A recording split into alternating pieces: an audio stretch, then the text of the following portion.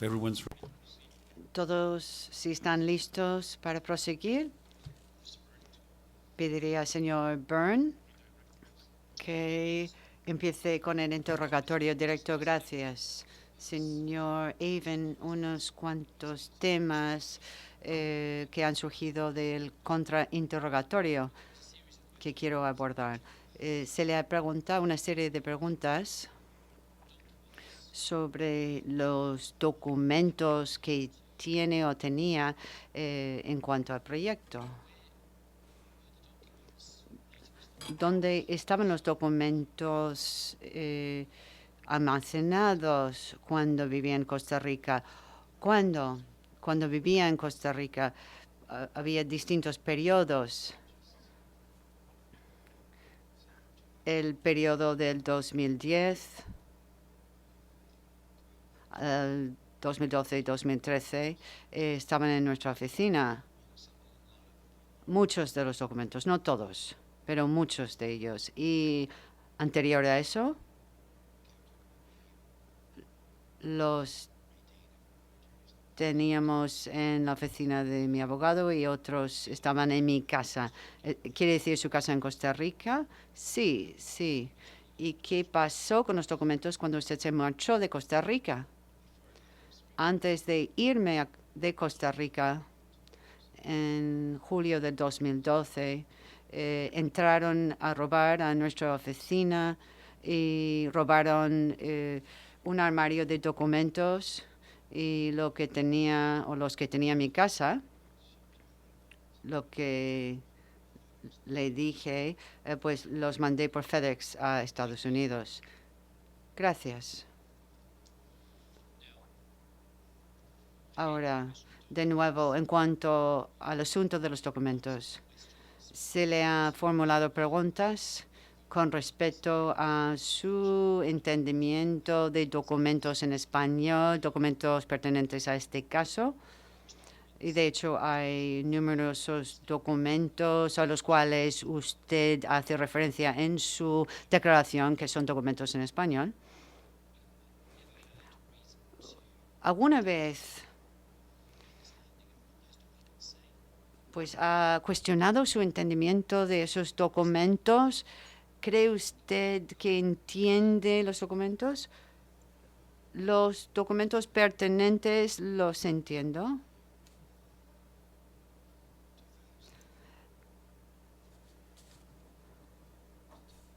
La resolución de Setena de 2004, la del 2006,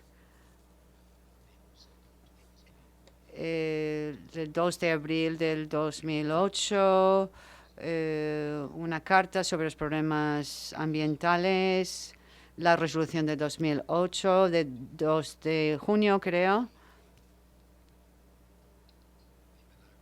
Los informes de MENAI que se hicieron en verano de 2010, la resolución de Setena que se emitió en septiembre de 2010. Y hasta ese momento, esos eran los documentos pertinentes con los cuales estaba muy familiarizado. ¿Recuerda usted que en cuanto a la solicitud de uno, se le ha formulado varias preguntas sobre los consejos que recibió y varias preguntas se le formularon sobre, por ejemplo, para interrogarle sobre si le habían aconsejado sobre la importancia de decir la verdad en esas solicitudes? ¿Usted se acuerda de esas preguntas? Sí.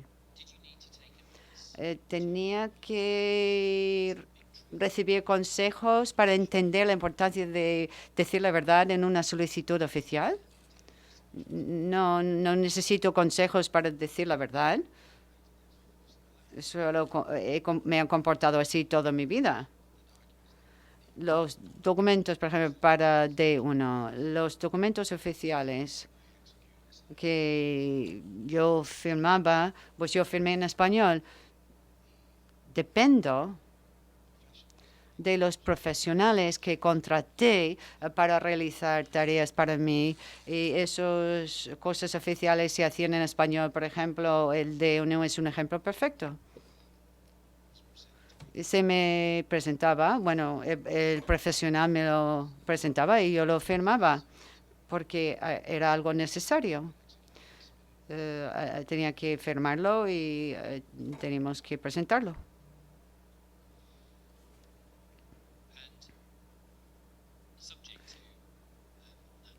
Y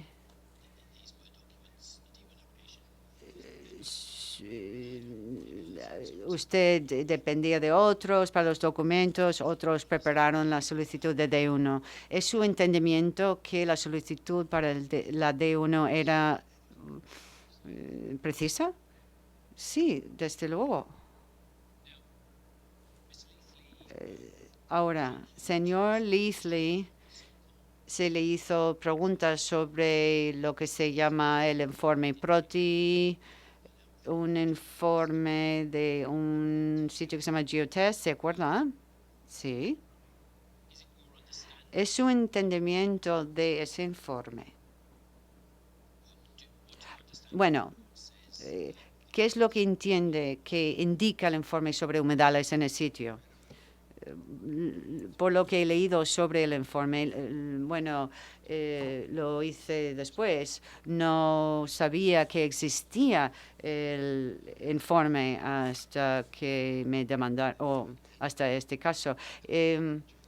Bueno, sí, y se hizo una traducción al inglés para mí, pero yo nunca vi nada acerca de los humedales en ese informe. Entonces estaba confundido en cuanto a lo que decía o se decía en ese informe, porque dependía tanto de ese informe y que a partir de ese informe me acusaban de engañar a Setena. Yo no engaño a nadie. Engañar a un gobierno es una acusación muy grave y engañar a un gobierno, bueno, eso es muy grave. Lo que yo diría, todavía pienso que Setena es una agencia que todavía sigue funcionando en Costa Rica. No creo que se haya cerrado. Cuando uno lanza una alegación seria como esa, ¿dónde está Setena? ¿Dónde está su declaración?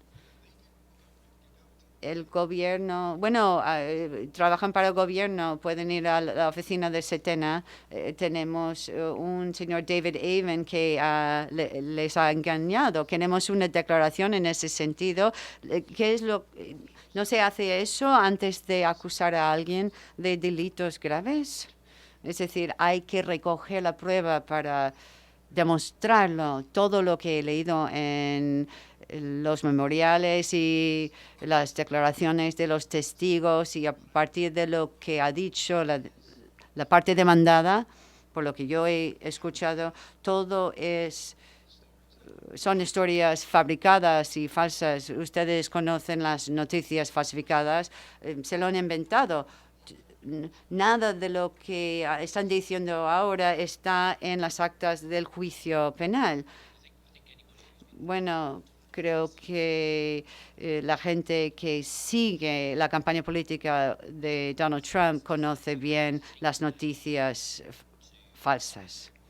Bueno, quiero dirigirle al informe PROTI. Y se acuerda que el señor Leasley le dijo que mirara el documento en la pestaña 4 y es la exposición de Sebastián Vargas. ¿Dónde se encuentra? Pregunta el testigo. En la pestaña 4. El señor Leasley le dijo que mirara la página que tenga el número 330.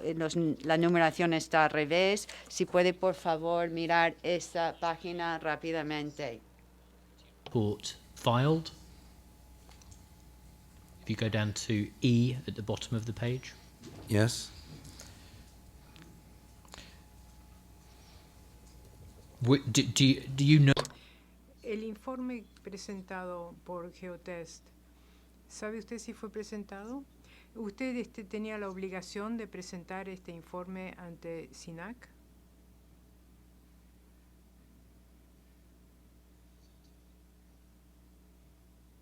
Como le dije al abogado de la demandada, yo desconocía de que este informe de Proti había sido presentado ante SINAC. Esta es una carta larga preparada por Sebastián Varga y básicamente me dijo de lo que se trataba, me dijo de que era una queja que estaba planteando en contra de la notificación de paralización ilegal, o que a él le parecía que era ilegal, y me pidió que lo firmara porque lo iba a presentar. Entonces lo firmé, pero yo ni sabía lo que él estaba suministrando o lo que él estaba diciendo. Yo no lo vi, él no me lo mostró. Otro documento que le pidieron que vea está en el separador 9, y usted recordará que este es el estudio de Norton Consulting y de EDSA, una presentación en PowerPoint. Le pido por favor que vuelva a la diapositiva 5 de este grupo y usted de diapositivas, y usted recordará que el señor Leasley le hizo varios planteos en relación al plan y al resumen de ordenación de tierras. ¿Usted sabía lo que trataban de comunicar Norton Consulting y EDSA con este resumen de ordenación de tierras en aquel entonces? Pienso que era un diseño general de lo que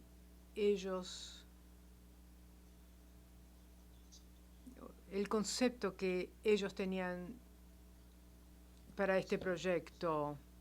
Y como dije, habíamos visitado Los Sueños cercano y les impresionó mucho todo lo que habían hecho con los espejos de agua, y por eso creo que diseñaron áreas con algunas piscinas,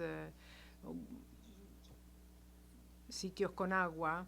Y no es para señalar de que existiese humedales, pero es áreas donde se podrían poner proyectos basados en agua. Además, ellos han dicho que los cuerpos de agua podían cubrir un área de 3.6 hectáreas de los 37 hectáreas.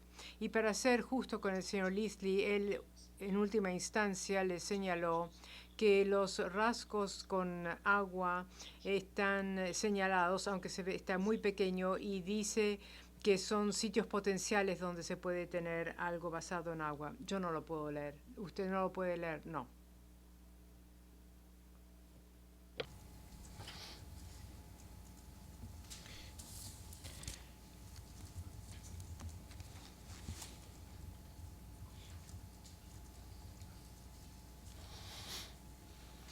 And again, if you just turn up to page... Y le pido ahora que vea la diapositiva 45, siempre dentro de este juego de diapositivas.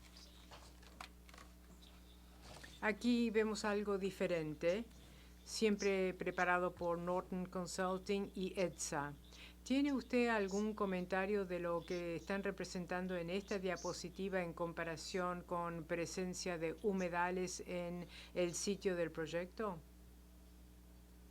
Creo que es una representación de dónde se iban a colocar las unidades. Vemos algunas de las zonas con agua igual que en el otro, y es un plano conceptual del uso de las tierras en el emplazamiento. Y ahora le quiero formular algunas breves preguntas acerca del caso penal traído en contra suyo. Le pido primero que se remita al separador 7. Usted recordará que el señor Leasley le mostró unos correos electrónicos enviados a su dirección electrónica de Gmail.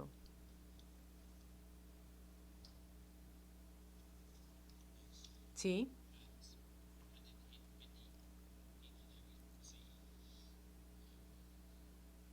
Y aunque lo que vemos aquí es un mensaje agresivo y hasta se podría decir racista que le fue enviado a usted, ¿recuerda usted si hubo un anexo adjuntado con este correo electrónico? Pienso que no, no recuerdo haber recibido uno.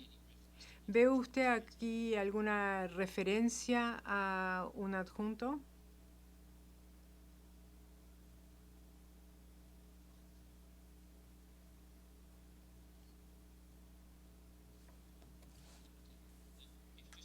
No, no lo veo. Y ahora le pido que vea en el separador 6 y vea la última página. El señor Leafly se lo señaló y nuevamente aquí hizo referencia a su dirección electrónica. ¿Lo ve usted? Separador 6, última página, sí, es donde aquí dice Tribunal Judicial de Punta Arenas. Sí, arriba dice Relay. Esta es la última página en el separador 6. ¿Alguien lo podría ayudar, por favor?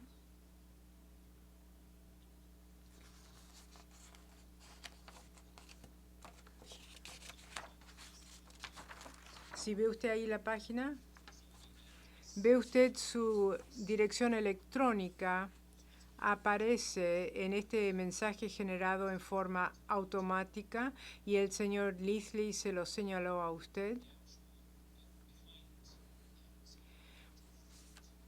Y retrocediendo un par de páginas al inicio del documento, este documento, ¿le parece a usted que es un correo electrónico? Estamos hablando del que dice 9C, ¿sí? No, esto se parece a una carta con el encabezado del tribunal. Y si da vuelta a la página, estas imágenes aparentan ser correos electrónicos. No, parecen ser sellos o algo parecido. ¿Cree usted que estos podrían haber sido adjuntos al correo electrónico que está en la página 997? Podrían serlo, pero no estoy cierto. No estoy seguro, perdón. ¿Alguna vez tuvo problemas en recibir un correo electrónico porque tiene un adjunto? Sí, siempre. Mismo los que usted me envía. No, no puede ser. Sí, le aseguro.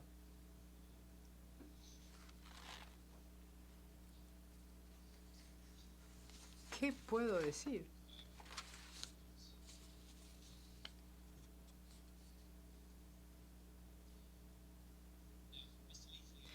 El señor Leafly le hizo una pregunta relacionada con los arreglos de seguridad que usted quizás hubiera organizado después del incidente de los disparos.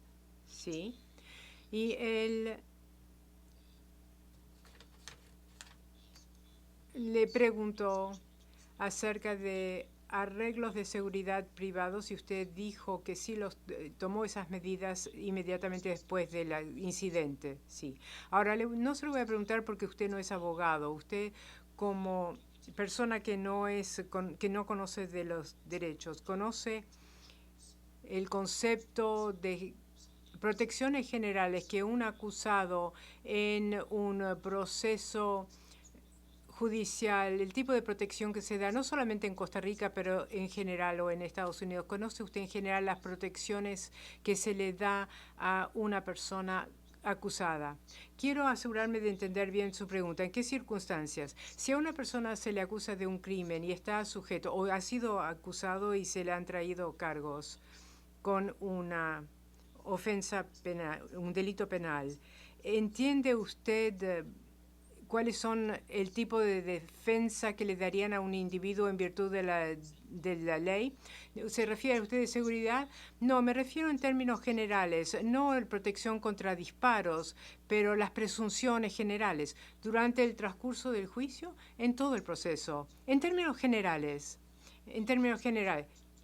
no les pido que los enumere, simplemente pregunto si usted conoce en términos generales, si conoce de los derechos humanos y la protección que una persona tiene. Sí, generalmente sí. Y generalmente una persona, en términos generales, se presume inocente a un individuo. ¿Se presume que es inocente? Sí. Sí, eso es absolutamente lo que yo entiendo. Entonces, hablando desde la perspectiva de un no profesional, ¿le parece razonable cuando un Estado está persiguiendo a una persona, cuando los está sometiendo a un proceso penal, de que deben ver esa persona y que constan que esa persona se tiene que cuidar? Objeción, esa es una pregunta capciosa. Está sugiriendo realmente cuál debería ser la respuesta y deberíamos eliminar toda esta pregunta y no escuchar la respuesta. El señor Lisi tiene razón, dice el presidente. Abogado, lo voy a replantear entonces. ¿Qué piensa usted de una situación en que a una persona se le acuse y que se le alienta o se le insta a que asuma por su cargo protección y seguridad? Bueno, depende de las situaciones. Si me acusan a mí, bueno, de hecho yo sí fui acusado de un delito que no cometí. Bien, perfecto. Aparecemos en el tribunal, hay un guarda en la entrada del tribunal, está protegiéndolo a uno ahí.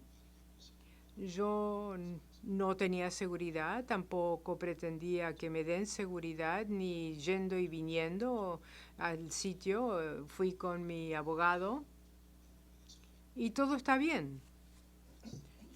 Pero después de los disparos, ahora ya estamos en una situación totalmente diferente. Y yo sí pensaba que habría algunas condiciones de seguridad porque me habían casi asesinado.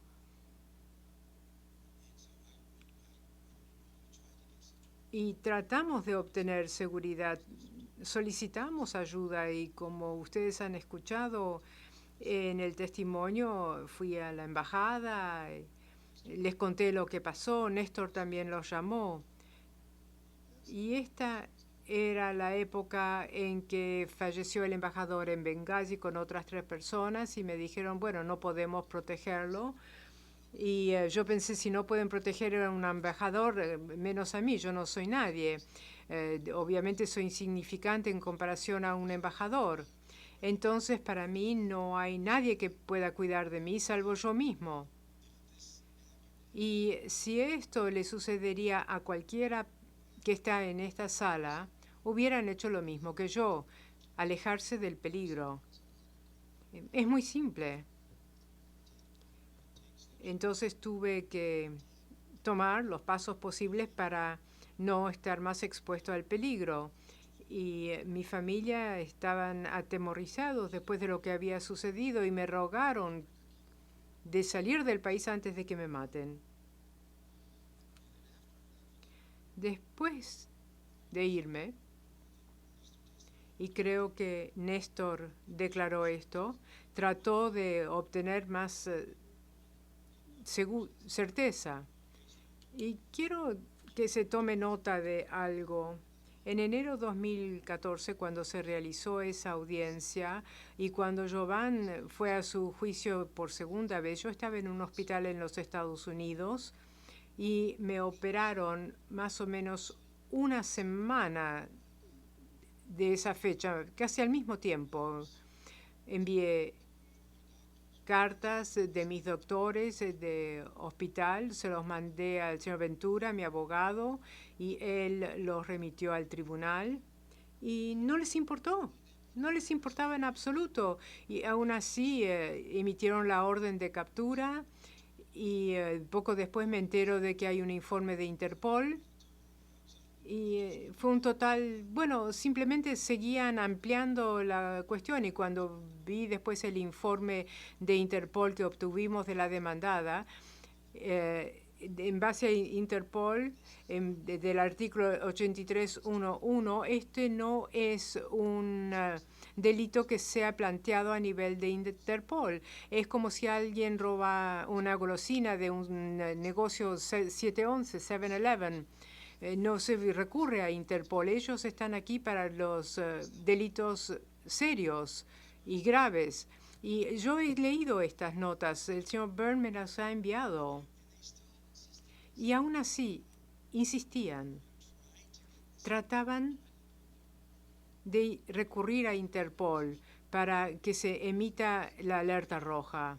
Realmente es increíble, nadie lo puede creer. Yo les cuento esto a ciertas personas y no me quieren creer. Ellos creen que les estoy contando un chiste. Bien, dentro de un momento volveremos a la cuestión de Interpol, pero antes de irnos del tema de los arreglos de seguridad, le quiero preguntar si la policía costarricense hizo algo en relación a los disparos. Una vez más, Manuel Ventura, y gracias a Dios que existe Manuel, no sé yo qué haría yo sin él.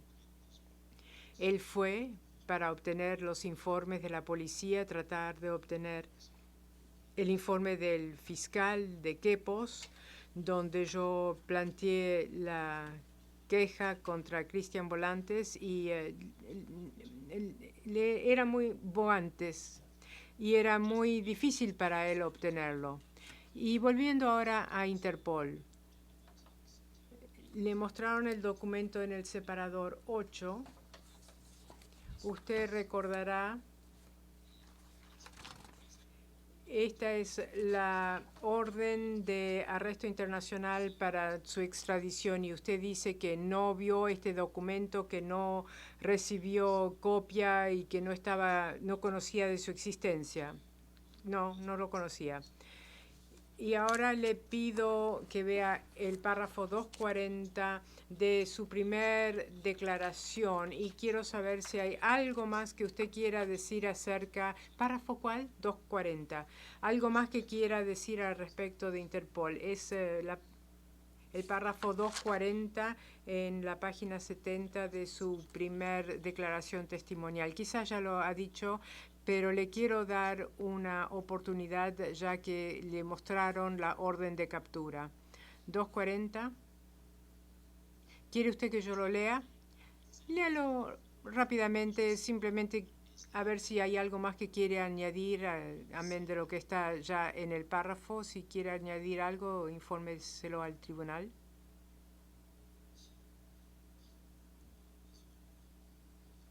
Esto fue sorprendente realmente.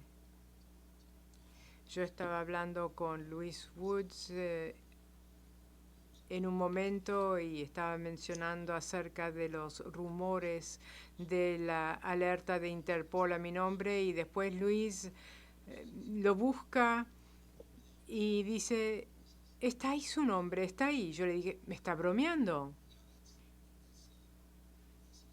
No, esto es exacto.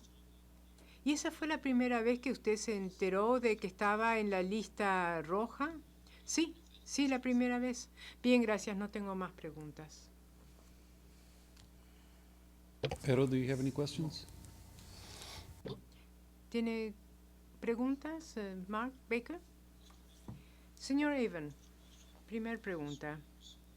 Se relaciona con ciudadanía. Se han hecho alegatos de que usted en sus tratos comerciales en Costa Rica se hizo pasar por ciudadano italiano. ¿Podría usted comentar al respecto, por favor? Yo creo que si usted mira muchas veces he dicho que soy ciudadano estadounidense y si ve los primeros documentos que utilizamos al inicio de la compra en el 2002, me identifica claramente como ciudadano estadounidense. Sí, tengo doble nacionalidad, pero no tengo vínculos con Italia. Mi residencia dominante siempre ha sido en los Estados Unidos, no tengo negocios en Italia. No tengo cuentas bancarias, ni soy propietario de ahí, ni voto en ese país, no correspondo ni con nadie ahí. Hace 10 años que no he ido a Italia y en total en mi vida habré viajado 5 veces a Italia. Mi residencia dominante, no hay duda ninguna, es en los Estados Unidos. Yo nací en Newcastle, Pensilvania, me recibí en el colegio ahí, me recibí de la Universidad Bailey en 1964 y he vivido y trabajado en los Estados Unidos toda mi vida, salvo el periodo en que residí en Costa Rica. Entonces, estando usted aquí ante nosotros hoy, ¿recuerda alguna vez haber expresado en las transacciones en Costa Rica de que era un ciudadano italiano? Sí, recuerdo haberlo hecho y lo hice como una opción. Tenía un pasaporte italiano y en varias oportunidades lo hice, pero para el proyecto fundamentalmente me presenté como ciudadano estadounidense. ¿Tiene usted un pasaporte de la Unión Europea? Perdón, ¿qué dijo? Si tiene un pasaporte de la Unión Europea. No, no tengo. Ah, sí, no, perdón, un momento. Tengo un pasaporte italiano. Eso es de la Unión Europea también. No sé si hay una tarjeta de identidad separada de Italia, pero son todos pasaportes de la Unión Europea. Sí, son todos de la Unión. Las preguntas que le voy a hacer ahora se refieren a cuál es la debida diligencia realizada por usted antes de adquirir la propiedad. Lo que he entendido de su declaración, usted y el señor Jenny estuvieron en Costa Rica, vieron este emplazamiento y llegaron bastante rápidamente a la decisión de que era un sitio con muchas oportunidades. ¿Es correcto? Sí, me gustaría explicarlo. Era algo interesante. Yo vivía en aquel entonces en Fort Lauderdale. David Jenny vivía en Orlando y hemos sido amigos por muchos, muchos años. Y yo estaba mirando en Florida para hacer algo, pero era tan caro. Estamos hablando del año 2000 y realmente los precios eran muy altos, era una época de auge. Un lote en un canal, y esto lo recuerdo claramente, un lote en un canal en Florida en el año 2000, y no un canal bello, yo diría de 200 pies cuadrados más o menos, no nada grande, y costaba $1 millón. Cuando David Jenny me pidió que vaya con él a Costa Rica, yo nunca había ido, él iba en una misión, entonces fui con él, miramos un poco, he ido varias veces con él, y en uno de nuestros viajes fue a Esterillos, y miramos varias propiedades, pero muchos eran tierras adentro, no me atraían, y yo sabía que el valor real de propiedad era cuando estaba cerca del mar, porque es ahí donde quieren estar las personas, cerca de agua. Y vimos estas 100 acres en Esterillos, en una playa hermosa, en un área que tenía caminos, que tenía colinas ondulantes y una comunidad ya construida por ahí con restaurantes, tiendas, viviendas, condominios, etcétera, y una área elevada, ya que estaba en estas colinas ondulantes, por un poquitito más de lo que se estaba pidiendo por ese pequeñísimo lote en Florida. Y le dije, David, esto tiene que ser un buen negocio, está a 2 horas de Estados Unidos. Parte de la debida diligencia de la cual usted me está preguntando es considerar que Costa Rica se encontraba muy cerca, con acceso a Estados Unidos, a Canadá, Y en aquel entonces recibía 2 millones de visitantes, muchos estadounidenses expatriados vivían ahí, muchos canadienses también se estaban mudando al país, tenía una presencia enorme de expatriados. Entonces de inmediato, bueno, no hay que ser científico, pero si puede uno comprar 100 acres por lo que cuesta un pequeño lote en un canal de Fort Lauderdale, y si hay gente que está viajando al país y hasta se está mudando al país, entonces es bastante obvio de que esto podría ser una inversión bastante beneficiosa. Esa fue la base de nuestro razonamiento y la debida diligencia que realizamos comparando lo que estaba a 2 horas en Costa Rica, el hecho de que las personas viajaban ahí. Y no se olviden, estaba sucediendo otra cosa. Esto era inmediatamente después del 11 de septiembre. Las personas no viajaban tanto. Se estaban complicando la situación en el Medio Oriente y el Oriente Lejano, las personas no viajaban mucho y pensamos que más personas viajarían a América Central, porque Costa Rica, bueno, a mí me encanta Costa Rica, yo soy muy fanático del país, yo siempre le decía, el país es maravilloso, la gente es amigable, y yo alentaba a las personas a que se muden a Costa Rica porque yo realmente creía en el país. Y además yo mismo me transformé en residente y yo estaba plenamente a favor de Costa Rica. Pero sí realicé mucha debida diligencia antes de mudarme.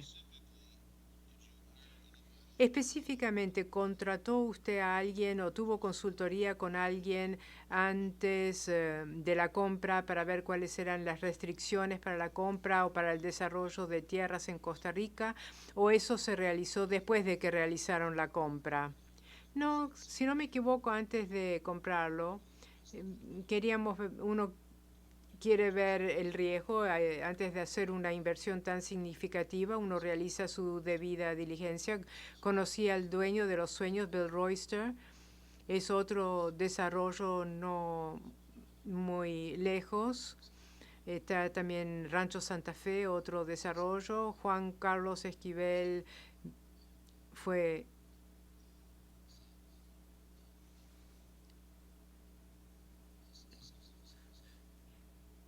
estaba en Escozú, Santa Fe. Su abuelo creo que había sido un expresidente del país.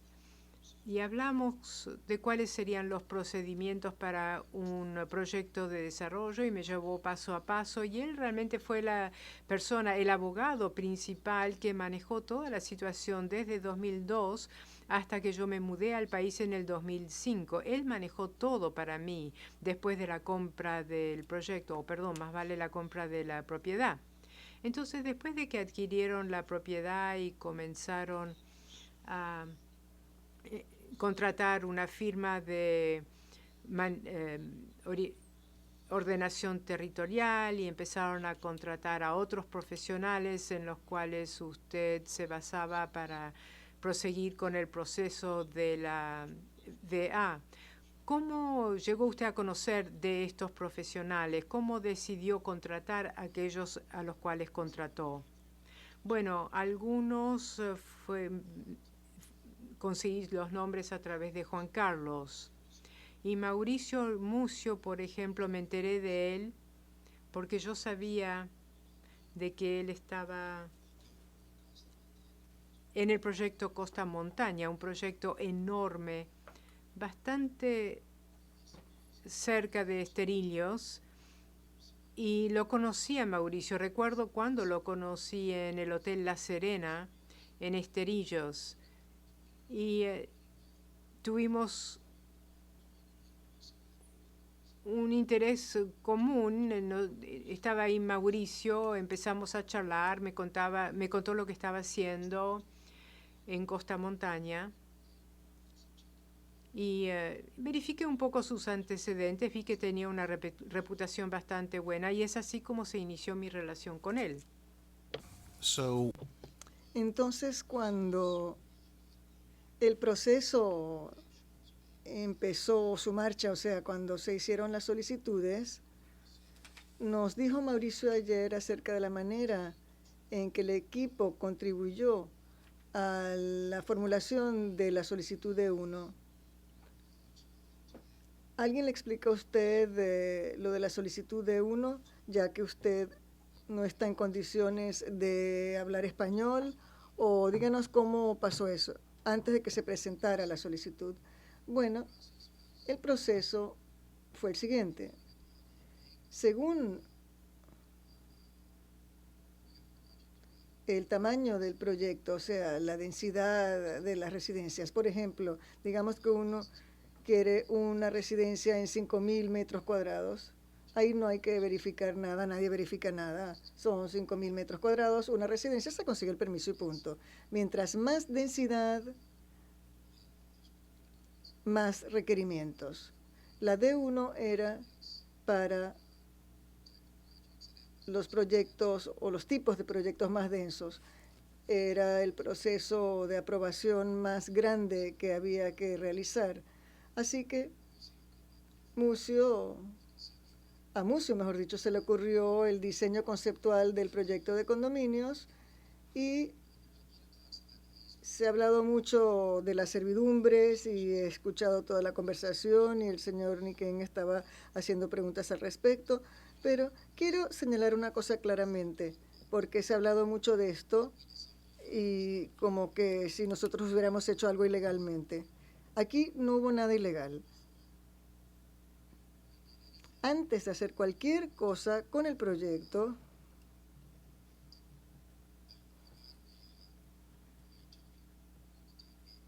mi abogado, el señor Pérez, recomendó, bueno, la ley en Costa Rica era que uno podía subdividir parcelas desde la carretera principal. Esa es la ley, que uno podía colocar una servidumbre de 60 metros justo o junto a la carretera principal y colocar 4 parcelas a cada lado de la carretera. Escuché al señor Niken hacer preguntas sobre esto de las servidumbres, pero la cuestión ahí es la siguiente.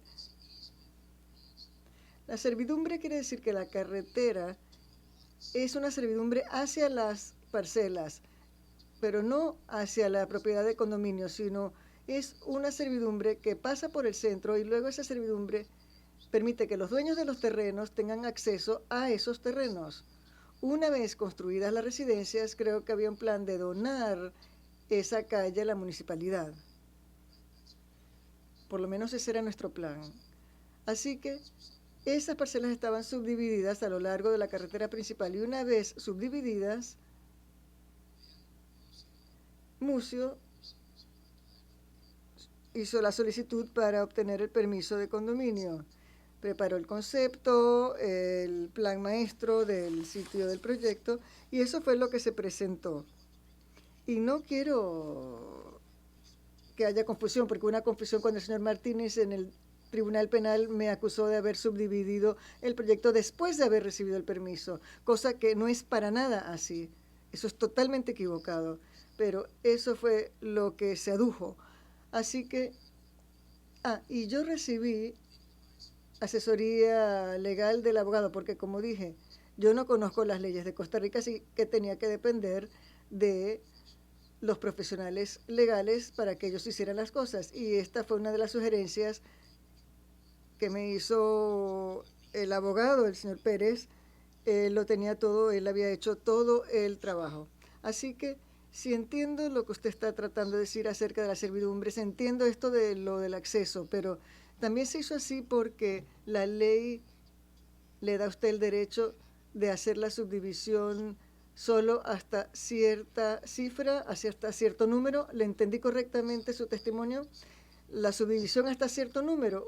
O sea, ¿usted quiere decir con relación a la servidumbre, o sea, los terrenos para las servidumbres? No, la servidumbre era de 60 metros, esa es la ley. Y a partir de esa carretera uno puede colocar 4 terrenos. Eso fue lo que se hizo. Y el señor Pérez fue lo que estableció eso, registró todo, lo subdividimos y él se ocupó de todos los aspectos jurídicos. Y otra cosa que quería agregar, porque oí algo ayer. El abogado estaba hablando mucho cuando se interrogó al señor Bermúdez acerca de que él fuera a obtener un permiso para el movimiento de tierras con relación a la servidumbre. Y me pareció escuchar, y si me equivoco me lo dicen, pero me pareció escuchar que nosotros habíamos dicho para obtener los permisos de construcción, o sea, en realidad ese permiso de movimiento de tierra, y lo verifiqué esta mañana, fue el 22 de julio. Fue entonces, esa fue la fecha de ese anexo, y nosotros los permisos de la construcción los conseguimos el 16 de julio y queríamos hacer inmediatamente trabajo en una de las servidumbres. Pero yo en realidad no necesitaba ese permiso de movimiento de tierra, no había mucha tierra que se estuviera removiendo. Eso no era necesario, pero yo dije, ¿saben qué? Esteban, esto es más tierra de lo que nos permiten mover legalmente, es un poco más y no quiero hacer nada ilegal. ¿Me puede conseguir el permiso de movimiento de la tierra? Y él dijo, seguro. Y fue así como presentó la solicitud y así como él decía ayer, porque yo estaba viendo lo que dijo, no importa si uno recibe un permiso de movimiento de tierra para un proyecto o para solo una residencia, es el mismo permiso. Pero solo quería aclarar que eso no fue algo que declaramos erróneamente, porque cuando obtuvimos el permiso para el movimiento de tierra ya teníamos los permisos de construcción de la servidumbre. Ayer y el primer día también escuchamos los términos fraccionamiento y fragmentación. Y tengo entendido, creo que uno de ellos es totalmente permisible y el otro no, aparentemente. ¿Puede usted comentar acerca del plan Mucio de fraccionar o fragmentar o como quiera uno decirle? Bueno, en realidad, Mucio fue el que se le ocurrió, pero mi abogado fue el que recomendó y el que lo hizo, el que lo recomendó. Bueno, yo no soy abogado, así que no sé la diferencia entre lo que es fraccionamiento y fragmentación. No tengo ni idea. Y es por eso que estaba recurriendo a abogados en todo momento, perdón. Y en todo momento dependí yo de abogados costarricenses. No es que yo fuera para allá e hice las cosas porque me daba la gana de hacerlas. Este era un proyecto de varios millones de dólares. Uno quiere adoptar las medidas correctas, conseguir el permiso y conseguir la autorización y la asesoría correcta y hacer el trabajo bien. O sea, como esto del movimiento de tierra, yo no necesitaba conseguir ese permiso. Nadie hubiera sabido si no lo conseguía, pero yo sí lo sabía y dije, ¿saben qué? No vale la pena hacer algo mal y que después vayamos a tener problemas. Otra cosa que, por cierto, quería señalar acá es que Minorarse, que declaró ayer,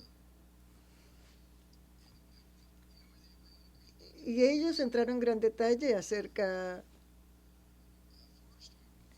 del informe forestal de septiembre. Yo lo ordené por abundancia de cautela. No había ninguna obligación que lo hiciera. Nosotros estábamos empezando el desarrollo para ese proyecto, o lo íbamos a empezar, y yo quería saber qué es lo que es permisible en virtud de la ley con relación a qué árboles hay que talar. Así que es por eso que ese informe, bueno, yo le encomendé el informe por Minorarse y él me dijo, cualquier árbol sembrado a lo largo de la cerca se puede talar, cualquier árbol de frutas, cualquier cosa de menos de 15 centímetros, y él fue muy específico conmigo en cuanto a qué es lo que se podía hacer. Y esta idea de que nosotros talamos 400 árboles ilegalmente es otra historia noticiosa inventada. Yo no me acuerdo haber visto ninguna foto de enormes cantidades de 400 árboles que hayan sido talados. De hecho, el 15 de mayo, cuando el fiscal, el señor Martínez, fue a donde el sitio del proyecto, 2 semanas después de que el informe INTE fuera emitido o que nos lo hayan enviado, yo pensé que estábamos yendo ahí para encontrarnos con el señor Martínez y que le iba a decir, ¿saben qué? Sobre la base del informe INTE, no podemos proceder porque ahora tenemos... Bueno, piensen en eso, ustedes son abogados, tenemos 2 informes contradictorios, cada uno tratando de aducir algo. O sea, tenemos 2 informes contradictorios. Uno de INTE dice que no hay humedales, que el abogado dice que no podía entender por qué lo hicieron. Bueno, INTE, ellos son profesionales, son una organización profesional, INTA, perdón.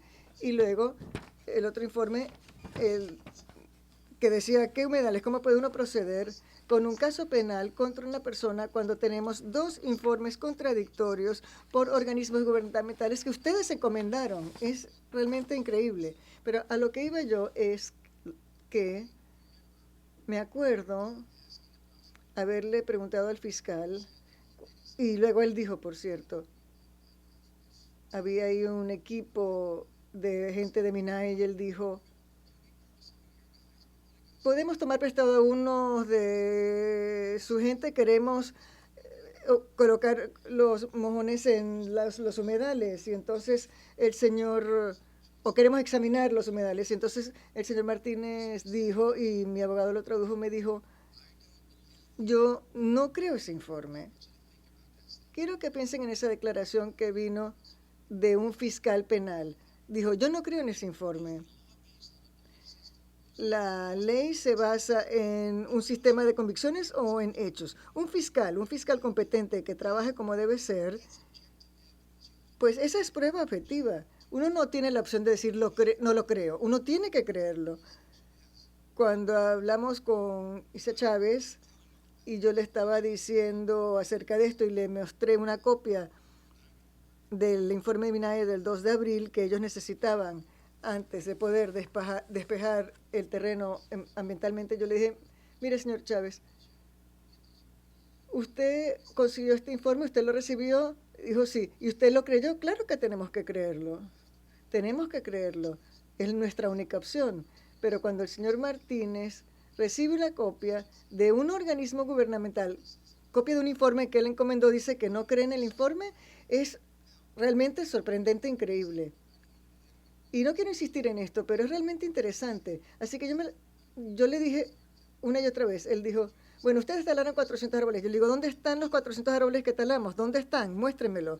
¿Dónde están? Seguí insistiendo en esto y finalmente él dijo, o nos llevó a un extremo del proyecto, caminamos desde el final del proyecto, todo el camino hasta la carretera, un largo camino, volvimos todo el camino, no había nada ahí. Nada. Todo prístino, perdón, porque ni siquiera estábamos trabajando allá atrás. Así que volví a donde al principio donde habíamos empezado y me sentía realmente frustrado. Y Esteban Bermúdez estaba conmigo y Giovanni. Y yo estaba realmente furioso. Dije, ¿dónde están estos 400 árboles? ¿Dónde están estos 400 árboles que usted dice que talamos? Y luego él y el señor Picardo se pusieron bravos porque yo estaba diciendo, bueno, ¿dónde están los 400 árboles? Fueron 50 metros hacia adentro de la propiedad y me hicieron así, y así que Esteban y yo nos acercamos y él señala un árbol como de este grande, de esta talla, y yo dije, ese es un árbol pequeño. Y me dice él lo siguiente, y realmente, para que tengan una idea de la mentalidad de este tipo, él dice, bueno, si usted mata a un niño, ¿no es eso homicidio? Y yo dije, ¿usted está relacionando la tala de un árbol pequeño con el homicidio de un niño? Y él dice, sí. Ahora, ¿qué hace uno con esta manera de pensar? Bueno, voy a hacerle una pregunta diferente en realidad. Quiero que usted me dé su reacción con relación a una diapositiva que vi en los comentarios iniciales de la demandada. Quiero que se le dé esto al testigo. No está en la carpeta delante suyo, pero quiero que usted comente acerca de esto para que quede claro en actas su testimonio. Gracias. Lo que tenemos, bueno, esto estuvo en los comentarios iniciales de la parte demandada y es un cuadro que comprende 3 columnas. Y la primera columna se titula Sitio y dice vea viabilidad ambiental y luego dice permiso de construcción. Es un cuadro muy sencillo. Y si me equivoco estoy seguro de que mi amigo me corregirá, pero para mí este cuadro significa que el primer sitio de condominio ahí dice que se concedió una viabilidad ambiental. ¿Está usted de acuerdo con esto, señor Sabe? No. Bueno, ¿por qué la demandada no puede colocar fechas acá?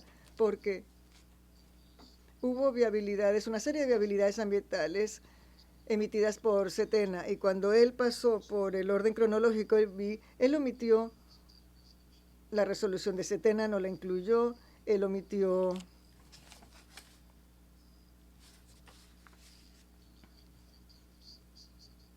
la resolución de Setena del 15 de noviembre, tampoco la incluyó.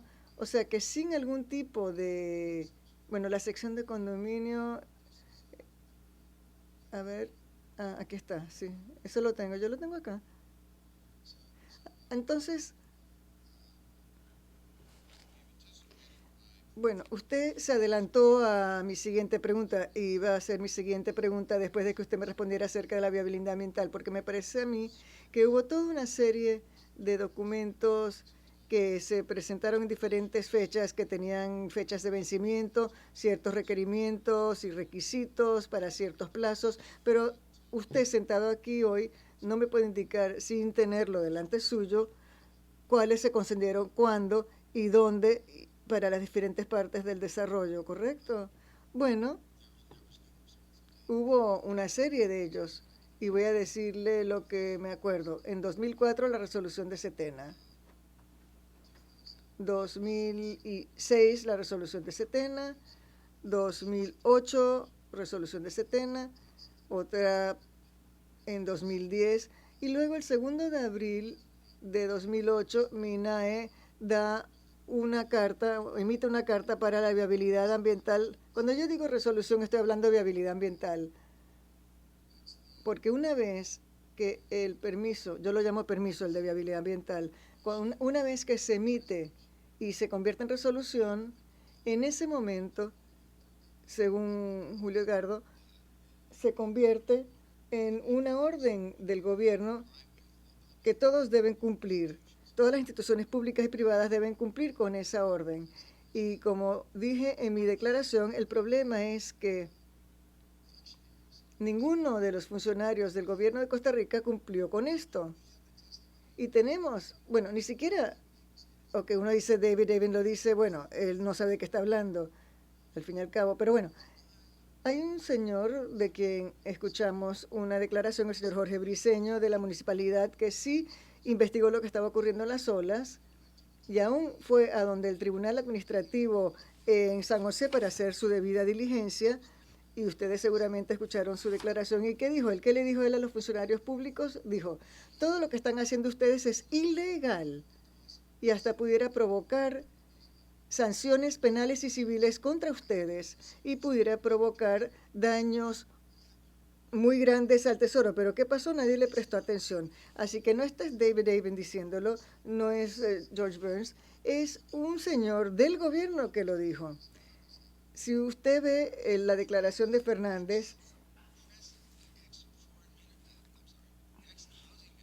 ex ministro de Hacienda, yo lo conocía personalmente, Fernández Zumbado, a quien conocí en 2006, y trabajé con él cuando fue ministro de Vivienda, para que estaba colocando viviendas de bajos ingresos en Estería. ¿Y qué quería él? Ser candidato a la presidencia. ¿Y qué hicieron ellos?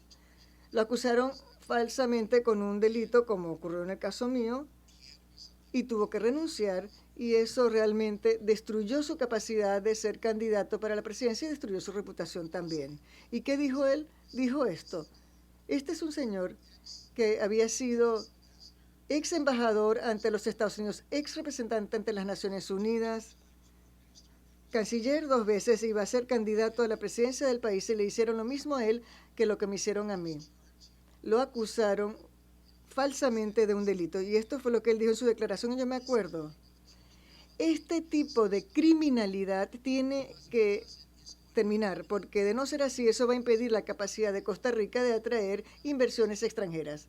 Ahora bien, estos no son inversionistas estadounidenses que lo estén diciendo, sino son personas con experiencia, dignatarios costarricenses, funcionarios públicos de alto nivel. Bueno, Jorge Briceño no era de alto nivel, pero el señor Zumbao sí. Tengo entendido que los permisos de construcción finalmente fueron emitidos por la municipalidad, ¿correcto? Sí, correcto. Y que usted sepa, los permisos de construcción se obtuvieron tal y como se debía para cada sección del desarrollo. Sí, totalmente. Y esta tontería de que la sección de condominio, que ilegalmente, no, esto es falso, esto es falso. Los servidumbres y otros. ¿Qué significa esta X? Ni siquiera sé qué significa esta X, no se explica, dice X. Quiere decir que el alegato es que no hubo viabilidad ambiental, de que no hubo viabilidad ambiental, pero era exigido. Estas no son mis reglas, son las reglas de Costa Rica. Nosotros cumplimos con las reglas. Es como esto de, ¿qué pasa que si uno cumple con las reglas, si uno hace las cosas correctamente, vienen ellos y dicen, no, esas no eran las reglas? No, los abogados, o sea, nos dieron consejos y nos dijeron cuáles eran las reglas y cumplimos con esas reglas. Y luego cuando las cumplimos, arbitrariamente vinieron a decir, no, esa es una interpretación diferente, eso no es lo que quiere decir. Así que rechazo totalmente este tipo de decisión o de toma de decisiones caprichosa y arbitraria en donde arbitrariamente pueden... Bueno, miren, cuando los gobiernos emiten permisos válidos, los desarrolladores tienen poder estar en condiciones de depender de estos permisos. Uno no puede hacer un juego de decir, ahora está acá y ahora no está acá. No es un truco de magia. Hay que poder depender de eso.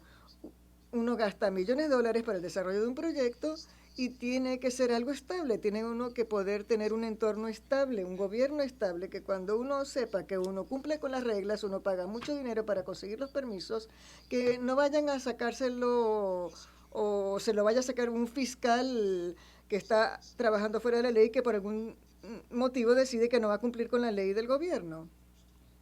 ¿Cuándo por primera vez se enteró usted de que los procesos ambientales, que son las palabras que usted utilizó, podrían utilizarse para hacer que los permisos emitidos previamente fueran anulados? ¿Fue antes o después de que usted comprara la propiedad? Mucho después, mucho después. Yo compré la propiedad en 2002. O sea que ahora que su debida diligencia antes de la compra de la propiedad había demostrado que había leyes ambientales y que se usaban como debía escribirse, ¿cuándo se enteró usted de esto? No estoy seguro de haber entendido su pregunta. ¿Puede usted reiterarla? Estoy tratando de averiguar qué sabía usted y cuándo se enteró usted. O sea, ¿cuándo se enteró usted y de qué manera se enteró de las leyes ambientales? ¿Cuándo se enteró que podían utilizarse de manera caprichosa? ¿Se había visto usted ejemplos de esto antes de realizar su inversión? Me alegra que haya hecho esta pregunta. Se me empezó a hacer evidente cuando el señor Martínez apareció en escena en febrero de 2011 y quiero que entiendan esto muy claramente, porque cuando él entró en escena en 2011, y esto lo habrán visto en la cronología, o sea, estaban ocurriendo cosas y hubo cierta situación con respecto al proyecto. En verano de 2010, el señor Bucelato empezó a quejarse, él es un competidor, empezó a quejarse ante Setena y otros organismos, pero sobre todo Setena. Setena y MINAE. ¿Y qué hicieron Setena y MINAE? Bueno, Setena envía a un inspector y dice, sí, mire, recibimos una queja. Y quiero decirle una cosa, Setena era el organismo competente, nunca había tenido ningún problema con ellos, solo una vez cuando me anularon algo en abril, pero ellos vinieron, hicieron la inspección, emitieron el permiso, emitieron la resolución el 1 de septiembre de 2010. Rechazaron la queja del señor Bucelato y ahora esa resolución era otra orden del gobierno que los funcionarios públicos y privados tenían que cumplir. Bucelato era un particular, Martínez era un funcionario público. Así que rechazaron, y específicamente Bucelato ha sido mencionado en esa resolución. ¿Y qué pasa? 5 meses después, Bucelato lleva su denuncia y se la presenta a Martínez, el fiscal, según su declaración, y esto el 2 de febrero, si no me equivoco. Ahí empezó la denuncia. Y 6 días después recibe una denuncia, creo que de Picardo, Luis Picardo, o viceversa, no me acuerdo de cuál llegó primero, pero creo que fue Bucelato primero el 2 de febrero y Picardo el 8. Ahora piensen en esto. ¿Es esa una coincidencia que Martínez haya recibido las 2 denuncias con solo 6 días de diferencia? ¿Y qué hizo Martínez después? Lo que dijo es que, y esto el 8 de febrero, dijo que inmediatamente confiscó los expedientes de Setena. ¿Es esa una reacción normal? Pensaría uno. ¿No piensa uno que él lo llamaría a Setena, me llamaría a mí, llamaría a alguien, hablaría con nosotros, diría, ¿qué está pasando acá? No, inmediatamente confisca los expedientes, lo cual ya dice algo. Así que cuando ve los expedientes, ¿qué es lo que vio ahí? Seguramente vio la resolución del 1 de septiembre en donde Setena rechazó la denuncia del señor Bucelato.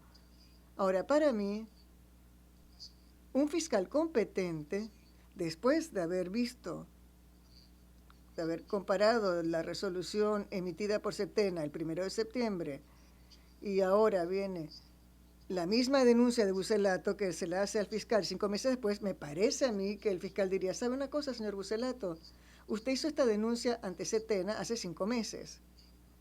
Ellos ya tomaron su decisión al respecto, rechazaron su queja. Entonces, debo decirle una cosa. Usted sabe que por ley usted tiene la obligación de cumplir con esta queja. Usted es un particular y usted tiene que cumplir con las órdenes del gobierno. Pero no le dijo eso. Él tendría que haber dicho, y yo tengo la obligación de hacerlo también. ¿Pero qué hizo? Él lo que hizo fue tomar la queja del señor Bucelato y empezó a andar con eso. Y rehusó cumplir con la orden del gobierno. Él hubiera podido ponerle fin a eso en ese momento. Si él hubiera dejado que Setena y Minay hubiera dejado que Setena sencillamente cumplieran con su directriz principal, siendo el organismo con la autoridad dada por los tribunales y el gobierno como único organismo que tiene la capacidad, la facultad de emitir estas viabilidades ambientales, o sea, por ley, asegurarse de que todo el mundo cumpliera con esta ley. Y como dije en mi declaración, lo que el gobierno estaba tratando de hacer era poner fin a la disfunción que sucedió en nuestro caso y que nos ha llevado a estar aquí hoy. Así que si el señor Martínez sencillamente hubiera cumplido con la ley y hubiera cumplido con su propia ley, no estaríamos acá. Gracias, señor presidente.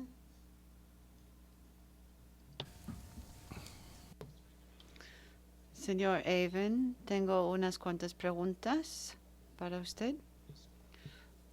Usted describe en su declaración y en el memorial de los demandantes, hay una referencia a la participación de cada uno de los inversores y aproximadamente indica que usted tiene 28% de la inversión, mientras que Samuel Donald Avon tiene 44% y otros para completar el 100% de la participación en la inversión. Pero no observo en su declaración que la inversión hecha en el proyecto,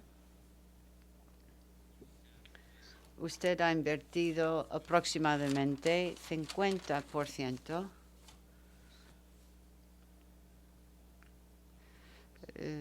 de las cantidades de dinero invertidas en el proyecto y que los ingresos gracias a las ventas de los lotes ha dicho que en un principio invirtió $790,000 y luego ganó 4 millones adicionales. Es en su primera declaración. el párrafo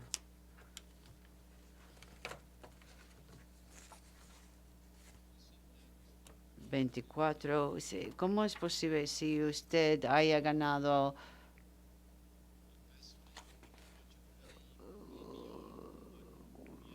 mucho más que los otros inversores?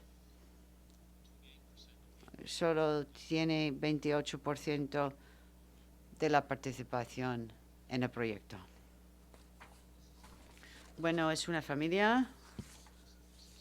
Mi hermana, mi hermano, buenos amigos, un primo. Era una decisión que se tomó en la familia. Iba a beneficiarme cuando el proyecto tuviera éxito, cuando se hubiera desarrollado. Es una decisión de cómo íbamos a dividirnos entre nosotros, pero en los ingresos reales para mí y para David Jenny también, y Roger, mi primo Roger Robuso, que iba a hacer la gerencia de la construcción y la gerencia de las instalaciones cuando se hubiera construido. Yo iba a ganar dinero después y estaba dispuesto a invertir dinero adicional para que arrancara el proyecto y estaba dispuesto a esperar hasta después. Así que yo no saqué dinero, no tenía sueldo, no saqué dinero del proyecto para mis servicios, no gané nada. David Jenny tampoco, nadie. Ninguno de los inversores de Estados Unidos sacaran su dinero. Todo el dinero que ganáramos volviéramos a invertir en el proyecto y fue una decisión de familia dividirlo de esa manera. Entiendo lo que quiere decir usted. Yo iba a ganar dinero después y dinero considerable. Cuando se refiere a después, ¿qué quiere decir? Cuando se hubiera desarrollado, es decir, después. Entonces, habría ganado 28% de la totalidad de los réditos. Teníamos lo que nosotros llamamos tasas de éxito, es decir, cuando uno tiene éxito, pues recibe un beneficio. Así que yo iba a recibir mis beneficios al final, así que era un arreglo familiar.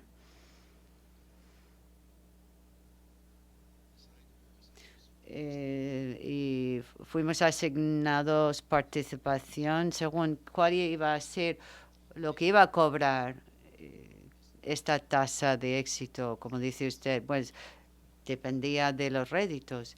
Iba a haber un porcentaje en particular, lo iba a identificar después. Yo estaba pensando entre 25 y 30%, pero todo varía, nadie sabe lo que nos depara el futuro. Bueno, hubo el crack de 2008, tuvimos que ajustarnos a la situación. El plan era entre 25 o 30% de los réditos después. La otra pregunta que tengo tiene que ver con lo que usted dijo que quería corregir y tiene que ver con la titularidad de la canícula. La compañía que posee la zona marítima, la propiedad de la zona marítima. Sí, mi entender, y creo que es su entender, es que un ciudadano costarricense tiene que poseer o no puede, tiene que poseer por lo menos 50% de la propiedad en esa zona. Es correcto. Y usted mencionó que usted adjuntó el acuerdo de un acuerdo que se ejecutó con la señora Paula Murillo, pero al leer el acuerdo, quizás es porque soy abogado y mi formación como abogado. No estoy seguro si se ha adjuntado a la carpeta que usted tiene, pero es el elemento de prueba que sus abogados han presentado como elemento de prueba C244 y sus abogados le pueden dar una copia.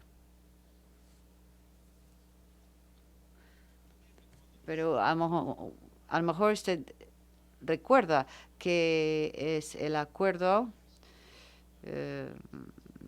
para transferir 51% de la participación en la canícula a la señora Paula Morillo. Sí, que me dé una copia, pero sí puedo explicar esta transacción. Sí, es mejor que tenga una copia. Bueno, ¿cuál es su pregunta? Su pregunta es la siguiente. Al leer este documento, veo que no hay ninguna transferencia de titularidad porque se hace referencia a un servicio que va a brindar la señora Murillo, que ella no es la titular verdadera, no va a recibir los ingresos de cualquier beneficio empresarial y usted puede reemplazarla en cualquier momento con otra persona sin pagarle ningún precio, simplemente al nombrar a otra persona. Es algo extraño. En Costa Rica tienen esta ley. Si los inversores compran o quieren comprar una concesión, un ciudadano tiene que tener un 51%. Y normalmente los extranjeros son abogados, personas que no van a robar. Pero se entiende que esa persona está allí simplemente como alguien que esté allí como tenedor, digamos. Es como tenerlo en fideicomiso. Es como tenerlo en fideicomiso para la persona extranjera que ha comprado la propiedad. Es como lo hacen en Costa Rica. Antes de Paula, y déjeme explicarle los acontecimientos. La primera persona o que tenía 51% de participación en la concesión era Juan Carlos, porque es un señor que manejaba todo para mí desde el año 2002 hasta 2005, cuando me mudé allí. Así que él era el dueño del 51% de la participación. No sé si usted vio el acuerdo de compraventa, el acuerdo de fideicomiso. Roger Rivera,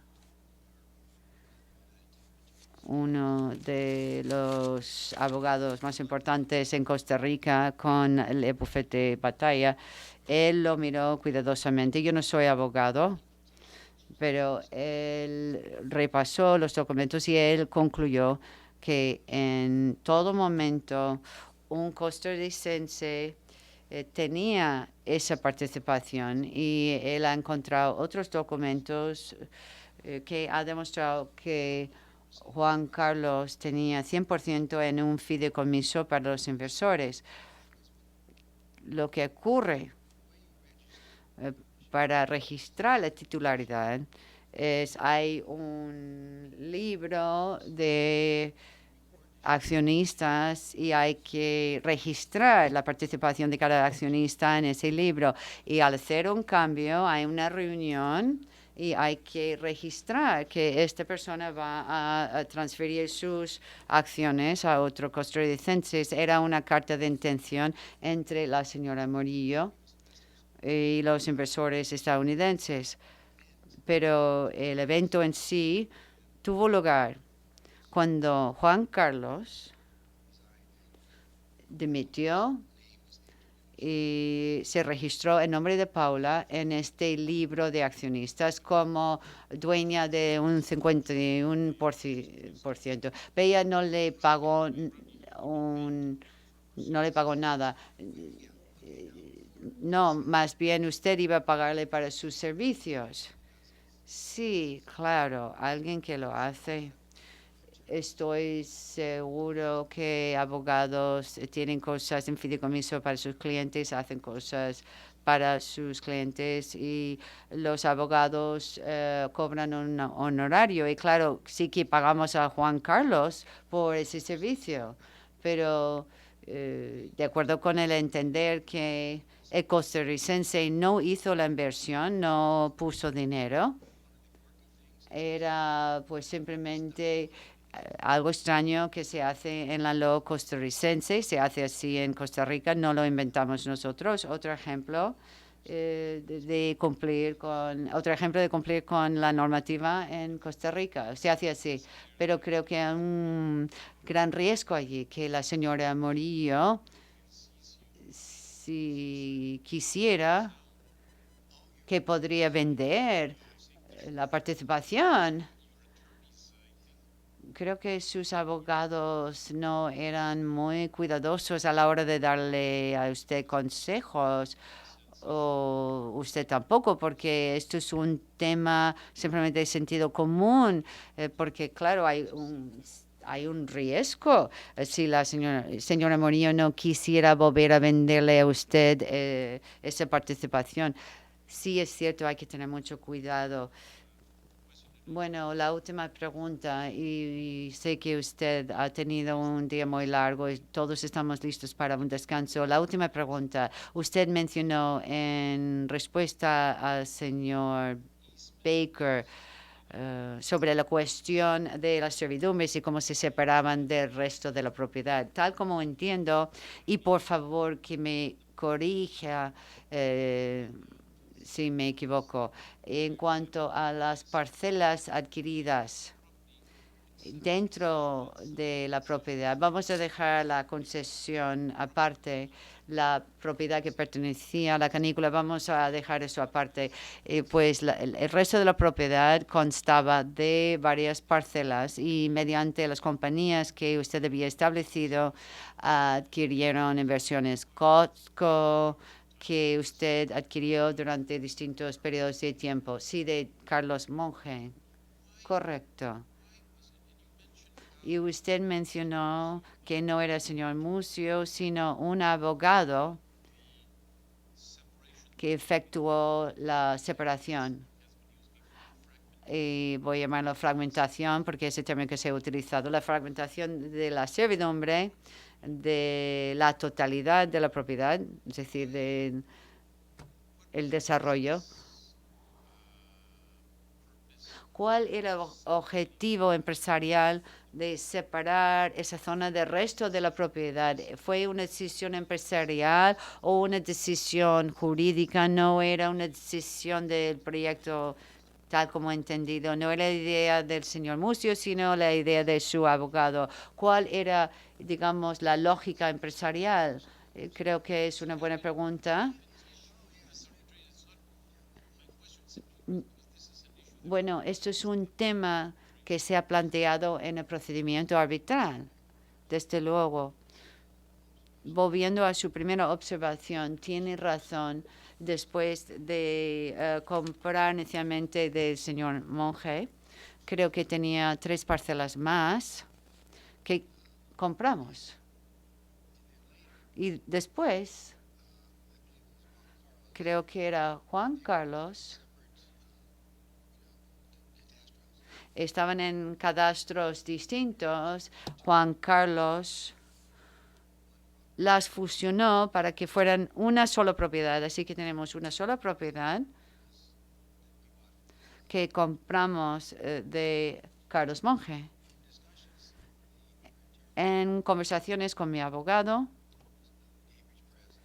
Gay Pérez, y creo que hablé con Juan Carlos sobre el tema, dijeron, mire, tienen camino alrededor del proyecto y la ley es tal que si hay un camino al lado, uno puede tener acceso. No hace falta pasar por unos procesos para pedir permisos, unos procesos complejos, por ejemplo, el proceso de viabilidad ambiental. Simplemente uno puede salir del camino principal, puede conseguir un permiso para eso y puede construir. Por eso se hizo, porque era fácil acceder a estas parcelas a partir del camino principal y el plan empresarial era que se podría desarrollar las parcelas bastante rápidamente. Porque de acuerdo con la ley costarricense, y quiero enfatizar que nosotros cumplimos con la legislación, no hicimos nada ilegal. Es decir, están diciendo ilegal, pero no, todo se hizo con el Consejo de Abogados. Yo dependía de los abogados allí. Y el documento que me enseñó el fiscal era de Orlando Leclerc y todos lo conocen en Costa Rica. Su padre era un político conocido. Y dije, mire, vamos a armar un plan. No me acuerdo lo que le pedí que hiciera, pero él ideó un plan formal para hacer algo con la concesión. Así con Gabriel Pérez. Y dice que si la ley que si uno tiene propiedad que da al camino principal, lo puede fraccionar y no hace falta preocuparse por la viabilidad ambiental porque da al camino principal y con el camino principal hay acceso al camino, a electricidad, a agua, la tubería de agua va por ese camino. No es lo mismo pues desarrollar algo en el interior donde hay que hacer la infraestructura, caminos, electricidad de manera subterránea y plantas de depuración de aguas. Por eso fue el motivo, pero a partir de consejos de un abogado, consejos jurídicos, y por lo que yo supiera era totalmente legal y según los expertos jurídicos, y señor Ortiz va a hablar después, pero era completamente ilegal. Son las únicas preguntas que yo tenía, señor Avon. No sé si su abogado o el abogado de Costa Rica tienen algunas preguntas más sobre las preguntas formuladas por el tribunal. No, preguntas no, pero por las actas. Cuando hizo referencia a documento C-242,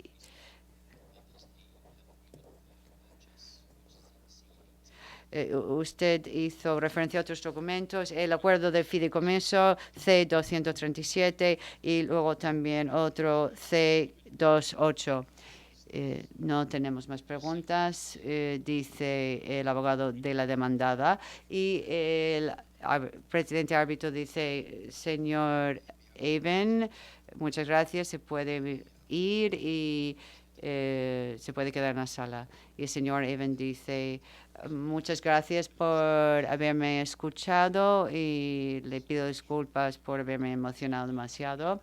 Creo que es un momento para hacer un descanso de 10 minutos. Gracias.